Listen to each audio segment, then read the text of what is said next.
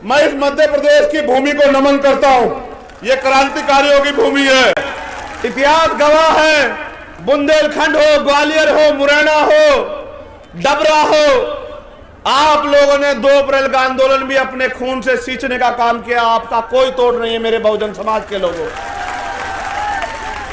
मैं आपसे ये कहने आया हूं, आप ये बताओ पूरी ईमानदारी से, जब ही आपके अधिकारियों के खिलाफ आंदोलन इस प्रदेश में हुआ, क्या कोई नेता आपके पक्ष में बोला?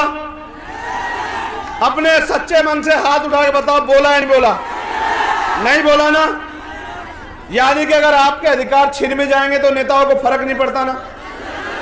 पहली बात, जब अब मेरे परिवार का यहां अपमान हुआ इसी छतरपुर की धरती पे, और एक गुंडा मेरे परिवार को अपमानित करता है, डराने का काम करता है, आप बताओ कोई नेता बोला आपके पक्ष में जब तक भीम आर्मी नहीं खड़ी हुई? यानी कि जिन्हें आपके मान सम्मान से भी मतलब नहीं, जिन्हें आपके वजूद से भी मतलब नहीं, आपको उनको ताकत देनी भी बंद करनी पड़ेगी मेरे बहुजन समाज के लोगों, वरना वो आपसे ताकत लेंगे। देखो, गौर करो मेरी बात पे, आप जिसको वोट दोगे वो ताकतवर होगा, ठीक है? जो ताकतवर होगा वो अपने बच्चों को ताकतवर करेगा। आप मुझे वोट दोगे, कौन ताकतवर होगा? मैं ताकतवर हूंगा तो तरक्की किसकी होगी बताओ? ना मुझे यहां से विधायक बनना, ना मुझे यहां से एमपी बनना, ना मैं यहां मुख्यमंत्री बनना चाहता हूं। मैं तो आप लोगों को आपके पैरों पे खड़ा करने के लिए यहां मध्य प्रदेश में आया, बस। क्या मैं इस सरकार के आगे हाथ फैला रहा हूं अपनी किसी मांग के लिए? ना मुझे कोठी चाहिए सरकार से, ना बंगला चाहिए, ना सुरक्षा चाहिए, ना इनका कोई साधन चाहिए, मगर मुझे एक चीज चाहिए। हजारों साल मेरे लोग अब इस देश में अन्याय का सामना करते रहे और मेरे रहबर बाबा साहब अंबेडकर अपने 4-4 बच्चों कुर्बानी देके गए। मान्यवर काशीराम साहब ने अपना पूरा जीवन लगा दिया उस गुंडे को जेल, लेकिन सरकार ने जेल नहीं भेजा। जब मैंने घोषणा कर दी, पहले मैंने भाई सुनील बैरेसिया जी को भेजा और आरडी प्रजापति जी को, मैंने इनसे कहा भाई जाओ, ओबीसी महासभा के लोगों से कहा भाई जाओ और जाके देखो कि क्या है सही मामला। तो उसे पाखंडी को जाना चाहिए था जेल, उसका दिमाग खराब हो गया था। उसे लगा कि हम ही सबसे बड़े ताकतवर हैं, उसे लगना भी चाहिए, गलतफहमी किसी को भी हो सकती है। तो उसे गलतफहमी हुई कि वो शराब के नशे में गया और कट्टा पिस्टल जो भी हो वो लहराते हुए उसने हमारे लोगों को अपमानित किया, हमारे परिवार को बेइज्जत किया, हमारे लोगों को गालियां दी, हमारी बहन की शादी को डिस्टर्ब किया, उनको धमकाया। हमारे लोगों ने आगे बढ़ के जब मुकाबला किया तब मुकदमा दर्ज हुआ। जब मैंने घोषणा की कि हम आ रहे हैं 17 तारीख में, सरकार सुन ले, इन्हें लगा, यहां के एसपी भी है, भैया मेरी बात को याद रखना एसपी महोदय,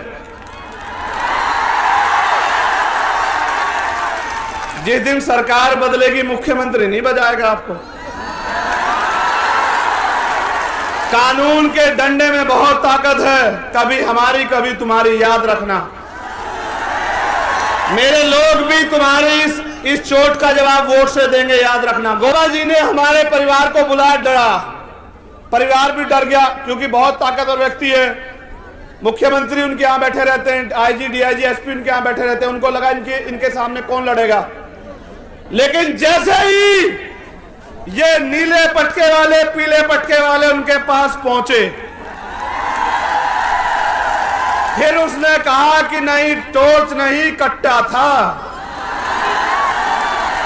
फिर उसने कहा कि नहीं, उस पाखंडी को जेल में होना चाहिए।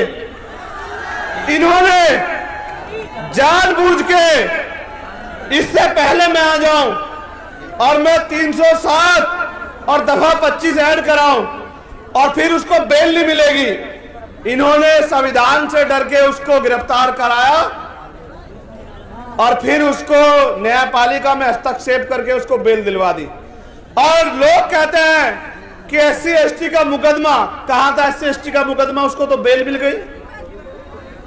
एक आदमी पूरे समुदाय का अपमान करे, ये चाचा खड़े हैं उनके, एक आदमी पूरे समुदाय को गाली दे, मेरे हाथ बांध रखे संविधान में, याद रखना।